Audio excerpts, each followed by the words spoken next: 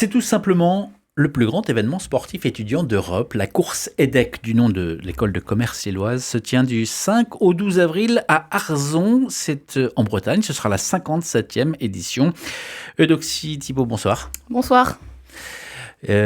Enchanté. Frère Jean-Baptiste Rendu, bonjour. Bonjour. Dominicain, aumônier de l'association Eudoxie. Vous êtes membre de l'association Avance au large, qui sera donc de la partie en Bretagne. Vous êtes étudiante à HEI, ici à Lille. D'abord, Avance au large, de quoi parle-t-on? Que regroupe l'association? Qui sont les membres? Avance au large, c'est un équipage composé de 14 étudiants catholiques qui viennent d'un peu partout en France, avec notre aumônier, le frère Jean-Baptiste. Le frère Jean-Baptiste qui est donc aumônier. Ça consiste en quoi, être aumônier d'une telle association? Et bien donc, c'est accompagner les 14 étudiants qui s'inscrivent pour ce projet d'Avance au large, être avec eux sur l'événement, vivre avec eux les temps spirituels, les nourrir spirituellement et vivre avec eux et auprès d'eux la mission, auprès des jeunes que nous sommes amenés à rencontrer. Alors les temps spirituels, c'est pas forcément ce qui saute aux oreilles quand on entend la course croisière EDHEC. Oui, et pourtant, on vit avec Avance au large quelques temps spirituels. D'abord nous-mêmes pour nous nourrir spirituellement, nous reposer en Dieu, trouver des forces pour ensuite aller l'annoncer. On a concrètement en fait le matin, le soir, un temps de prière. On essaie de proposer également la messe tous les jours, à la fois pour les jeunes d'Avance au large, mais aussi pour les jeunes qui participent à l'événement de la course croisière EDHEC. Notamment l'année dernière, j'ai eu la chance d'y participer. On a eu la possibilité de pouvoir célébrer le dimanche sur les pontons du Vendée Globe. C'était absolument magnifique avec tous les jeunes qui participent à l'événement. Beau moment. Parce que l'année dernière, c'était au Sable. Ça bouge sur la côte atlantique chaque année. Cette année, c'est en Bretagne. C'est dans le golfe du Morbihan sur Arzon. Un événement sportif, mais pas que, qui rassemble donc tous les ans 3000 étudiants issus de 165 écoles et de 23 pays différents dans un port, je l'ai dit, de la côte atlantique. Qu'est-ce qu'un équipage catholique vient faire dans une telle course? Je pense qu'on a en tant que chrétiens, on a tous une mission d'évangéliser, de témoigner. Et donc là, je trouve le moment idéal en tant qu'étudiant de participer un énorme rassemblement de plein d'étudiants pour pouvoir témoigner de notre foi. Mais vous venez pas seulement pour témoigner, rassurez-moi, Eudoxie, vous êtes aussi compétente j'ai vu qu'il y avait du triathlon, du trail, du volley, du foot, du rugby et évidemment la régate. Bien sûr, je serai sur le bateau pour la régate. Alors concrètement, comment ça fonctionne? C'est-à-dire que vous êtes donc une association Avance au large, vous vous êtes inscrit et ensuite, comment ça marche? C'est exactement ça, nous sommes une équipe, nous sommes inscrits à la CCE. Il y a d'une part l'équipage sur le bateau et d'une autre part deux équipes qui feront les défis sportifs. Et tout au long de la journée, nous tenons un stand de crêpes, donc forcément gratuit, donc très attractif pour les étudiants. Et donc on leur propose une crêpe gratuite en échange d'une question. Une question de qui? D'eux ou de vous? Une question de nous, bien sûr, parce que l'objectif c'est d'amener un échange sur la foi, une question un peu amusante pour échanger avec eux. Vous avez déjà fait ce genre de choses? Ça marche? Alors moi je l'ai fait l'année dernière, j'ai eu la chance de participer à l'événement. Oui, ça marche.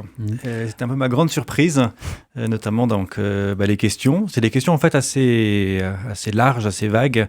On s'est inspiré en fait d'un jeu qui a été lancé par Annuncio. En fait, il tire au sort en fait une question. Et c'est des questions c'est à la fois sur les thématiques de foi, mais pas que, sur les thématiques aussi de la vie, du sens de la vie, de l'existence. Et moi j'ai quand même frappé en fait de voir l'intérêt qu'ils ont en fait pour répondre aux questions. Et ils me disent que ça leur fait du bien aussi d'avoir un lieu en fait où ils peuvent aborder des questions souvent essentielles, existentielles, et ça fait de beaux échanges. Mais frère Jean-Baptiste, vous diriez donc aujourd'hui que les jeunes sont réellement en quête de sens? Je crois, oui, je crois. Et vous en avez touché du doigt? Et j'en ai vraiment dans plusieurs rencontres en fait, j'ai pu toucher du doigt en fait l'importance, ce qu'ils me partageaient. Même certains à la fin en fait venaient rien que pour la question et même pas pour la crêpe, mais parce que en fait ça leur faisait du bien de parler, vraiment de parler de choses un peu essentielles et pas superficielles. Des choses un peu profondes. J'ai vu aussi qu'il y avait la possibilité de bénir les bateaux. Exactement, je fais partie un peu des propositions spirituelles que l'on fait pendant l'événement, de bénir les bateaux. Donc au début de la course, les premiers jours, on fait le tour des équipages et tout simplement, en fait, on propose de bénir les bateaux. Alors, c'est pas la superstition. D'abord, c'est de vivre un temps de mission avec les jeunes qu'on rencontre. Donc, c'est l'occasion de créer un lien, de créer un contact. On explique aussi la raison pour laquelle on est là. Donc c'est l'occasion aussi de présenter Avance au large et puis les autres étudiants qui font la course à ce titre-là.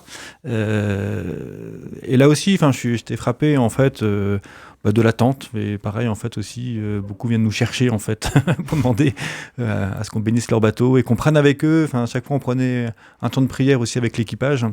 Et c'était toujours un très beau moment. Donc c'est plus que bénir un objet, quoi. C'est plus que bénir un objet, c'est bénir l'équipage dans l'aventure qui vont être la leur, dans une course en mer, donc il y a aussi des risques. Justement, vous, Eudoxie, vous serez à bord, hein, vous allez Exactement. faire cette régate. Vous savez naviguer ? J'ai quelques petites expériences de voile. Dans l'équipe, on a une skippeuse qui sera là pour nous coacher. De toute façon, on a prévu un week-end d'entraînement en mars pour s'entraîner à la course. Mais vous y allez pour participer ou pour gagner ? Moi, j'y vais pour gagner. Hein. Et alors, on a parlé tout à l'heure du coût. Combien ça coûte une telle participation ? Alors, évidemment, c'est un coût très important. On est environ à 14 000 €, tout compris pour tout l'équipage.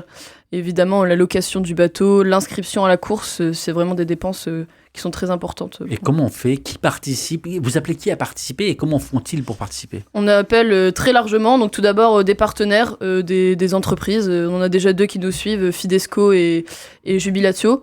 Et après, on essaye de se présenter à d'autres entreprises pour qu'ils puissent nous suivre et nous aider à mener à bien la mission. Et après, d'une autre part, on a également une cagnotte crowdfunding pour permettre à des personnes, de n'importe qui, de pouvoir participer autant qu'ils le veulent. L'appel est lancé. Frère Jean-Baptiste, avec quel type de galon est-ce qu'on mesure la rentabilité d'une présence chrétienne sur un tel type d'événement ? Je ne sais pas si on peut mesurer la rentabilité, parce que c'est vraiment un projet missionnaire. J'aimerais insister un peu là-dessus. C'est un projet un peu atypique, une présence d'église atypique. On en parlait tout à l'heure. C'est un événement étudiant, 100% étudiant, organisé par les étudiants, donc en l'occurrence ceux de l'EDEC, et qui rassemble en fait donc plein d'étudiants de différentes écoles de France et d'ailleurs. Et donc pas du tout un événement d'église. Et sur cet événement-là, on a réussi en fait à avoir, grâce à Avance au large, en fait, donc cette présence chrétienne pendant l'événement et missionnaire. Donc la rentabilité, je ne sais pas où elle est, mais en tout cas, le Christ est annoncé. Et je crois que c'est ça qui est important. En quoi c'est important justement d'être présent sur ce type d'événement où la présence chrétienne n'est pas forcément attendue ? Et bien justement, je crois que montrer en fait que l'Église en fait, elle est présente partout parce qu'elle a un message qui concerne tout le monde. Et je crois qu'aussi aujourd'hui, un peu dans l'élan du pape François qui nous invite à la mission, nos évêques aussi qui constamment nous invitent aussi à être missionnaires. Et ben là, concrètement, on s'attend pas à ce qu'on vienne nous parler de Dieu. Et pourtant, voilà, on est présent. Alors, ceux qui nous écoutent ne le voient pas forcément, mais vous êtes en habit parce que vous êtes un frère dominicain. Ça va faire 10 ans que vous avez fait vos premiers vœux. Est-ce que c'est aussi l'une des vocations des dominicains d'être présents dans ce type d'événement ? Oui, je crois qu'on aime bien les frères dominicains participer à ce type d'événement. Là aussi, en fait, on n'est pas forcément attendu, on ne pense pas forcément nous y trouver, et pourtant on est là. Et pourtant... Ça correspond bien à notre mode de prédication. On aime bien prêcher partout et en tout lieu. Frère Jean-Baptiste Rendu, dominicain aumônier donc de l'association Avance au large, association qui sera donc de la partie lors de cette course EDEC du nom de l'école de commerce lilloise, cette course qui se tient du 5 au 12 avril à Arzon, c'est en Bretagne, 57e édition, et Eudoxie Thibault qui va participer aussi, qui est membre du bureau de cette association. Vous êtes les invités d'RCF Hauts-de-France, interview à retrouver en intégralité sur le site rcf.fr et sur la page YouTube d'RCF Hauts-de-France. Une question également pour vous en tant que personne, qu'est-ce que ça vous apporte ? On a compris qu'il y avait un message que vous êtes venu apporter, que vous venez défendre, que vous venez proposer, mais vous de manière personnelle, qu'est-ce que ça vous apporte ? Alors moi j'ai déjà fait l'événement, donc je peux partager un peu mon expérience de l'année dernière. C'est ces rencontres justement avec tous ces jeunes, des jeunes souvent qui viennent de grandes écoles, donc qui ont la tête bien faite. Et moi justement j'étais très surpris l'année dernière de leurs questions, de leurs questionnements, de leurs préoccupations. Ça permet d'avoir un contact, je trouve, avec le terrain, de sentir un petit peu quelles sont les attentes. Souvent, c'est un peu une grande thématique aujourd'hui dans l'Église. Quelles sont les attentes de nos contemporains, quelles sont leurs besoins. Et je crois que dans un lieu comme celui-ci, en fait, on est vraiment à l'écoute. Enfin, moi, c'est mon expérience. Vous diriez que c'est une manière pour l'Église aussi de rester finalement... Et de rester connecté, en ça. fait, aussi au monde des jeunes. Parce que ce monde, il évolue beaucoup, il évolue vite. Et que moi, ça m'a fait du bien pendant presque 10 jours, en fait, d'être à leur contact. Et vous en faites quoi, après, de ce genre d'expérience ? D'abord, je crois que ça nourrit ma prière. Et puis, ça nourrit ma réflexion. Et ça nourrit aussi, après, j'espère, ma prédication. Pour avoir une prédication qui soit pertinente et pour toujours un peu l'enjeu d'arriver à mettre en adéquation ou à mettre en tout cas en contact l'évangile avec le monde d'aujourd'hui. Vous êtes aumônier en milieu scolaire ? Le reste de l'année aussi ? Alors plutôt, j'accompagne en fait la communauté chrétienne de l'EDEC. Donc plutôt en fait le monde étudiant. Voilà. Ce sont des gens que vous connaissez, vous parlez donc le même langage. Donc c'est des gens que je fréquente, avec qui on parle un peu le même langage. Mais justement, souvent c'est des jeunes qui sont catholiques, confirmés dans leur foi. Quelques-uns se cherchent. Et là, ça ouvre un peu les horizons, ça ouvre les perspectives. Euloxie, qu'est-ce que ça vous apporte justement, cette présence on parle d'aumônerie, mais aussi cette présence chrétienne donc. Moi, c'est deux choses. Je pense qu'un événement comme ça me nourrit dans ma foi personnelle, parce que je vais être pendant une semaine avec 14 autres étudiants que je connais pas, et forcément on est là pour la mission, donc ça va forcément amener à des échanges hyper intéressants, et forcément avec notre aumônier qui sera là toute la semaine pour les temps spi, ça va forcément être très nourrissant. Et d'une autre part, par mes expériences antérieures d'engagement catho, ça m'a toujours beaucoup apporté de pouvoir échanger avec des personnes qui n'ont pas forcément la foi, et d'avoir justement ce type d'échange, c'est hyper nourrissant, et je trouve que c'est vraiment un fruit pour notre foi personnelle. Mais vous vous affichez, Euloxie, avec cette étiquette catho sur le front, vous êtes encore étudiante, vous ne craignez pas que ça vous peut-être porte préjudice à l'avenir ? En tout cas, ça me l'a pas encore porté, et justement c'est ça le but, c'est de montrer qu'on peut être chrétien et pleinement étudiant dans notre école, pleinement investi dans n'importe quelle association au quotidien. Puisqu'on parle de voile, vous serez sur ce bateau, on salue le Dunkerquois Thomas Ruyant qui a pris la 7e place du 10e Vendée Globe. Quelles sont les valeurs que véhicule la voile et qui peuvent trouver écho ? Tout d'abord, je pense que c'est vraiment la fraternité, la cohésion. Un chrétien seul, c'est un chrétien en danger. Mais en fait, quand on est tous ensemble, c'est hyper porteur. Et dans la voile, c'est pareil. En équipage, si une personne toute seule sur un bateau, là pour le coup, à la course croisière Québec, ça va pas, notre équipage va pas aller loin. Et donc tous ensemble, moi je trouve que la cohésion, la fraternité, c'est quelque chose qui ressort.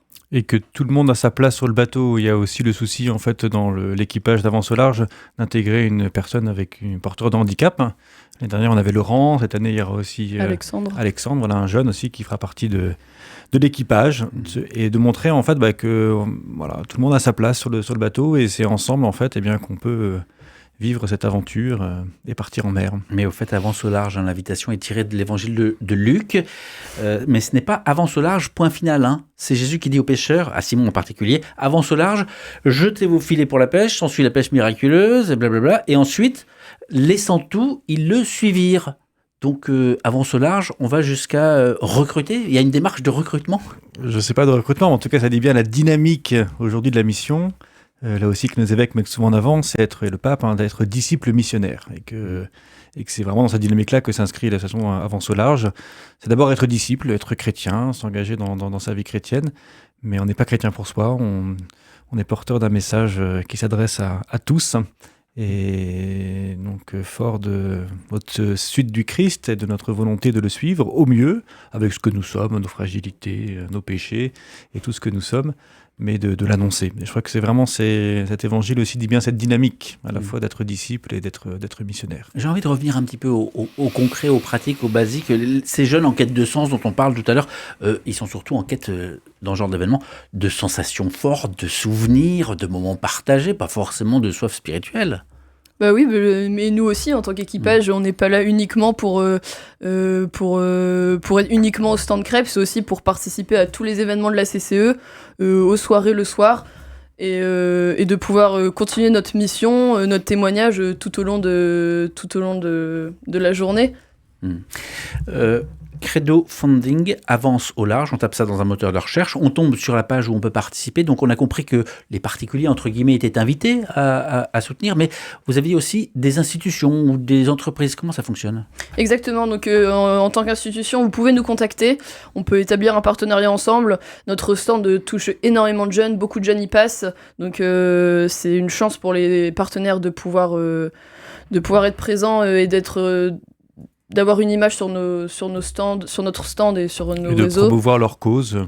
Exactement. Typiquement, en Fidesco, montrer en fait qu'on peut être étudiant et partir en volontariat international. Et de notre part, on appelle vraiment tous les auditeurs, tout le monde à participer à notre cagnotte. Même un tout petit don, c'est énorme, parce que si tout le monde participe modestement, on arrivera à notre budget final. Alors pour conclure maintenant, donc si on veut vous suivre, si on veut se rendre compte que voilà, où est-ce que vous vous préparez, quand est-ce que vous préparez, est-ce que vous gagnez, est-ce que vous perdez, comment ça fonctionne ? Vous pouvez nous suivre sur Instagram, Avance au large, sur Facebook, on a une page Facebook également, où on mettra toutes nos aventures pendant la semaine à Arzon. Et frère Jean-Baptiste, vous allez passer tout ce temps-là avec eux ? Oui, toute la semaine. Toute la semaine. Vous logez où, par exemple, dans ce genre de moment ? Donc là, on a un ami d'un membre de l'équipage qui nous prête une maison à Arzon, à proximité du port. Et puis on se met en lien aussi avec la paroisse. Moi, je sais que l'année dernière, j'avais logé aussi sur la paroisse. C'est ça, vous ne débarquez pas comme ça sans. Non, prévenir. bien sûr, exactement. Ouais. On fait ça aussi en communion avec l'église locale. Avec l'église. Merci en tout cas à tous les deux, frère Jean-Baptiste et puis Eudoxie, d'être passés nous parler de cette 57e édition, on l'a compris, de la CCE, la course croisière EDEC, qui se tient du 5 au 12 avril à Arzon, c'est en Bretagne, et pour laquelle vous vous préparez. Merci beaucoup. Merci beaucoup.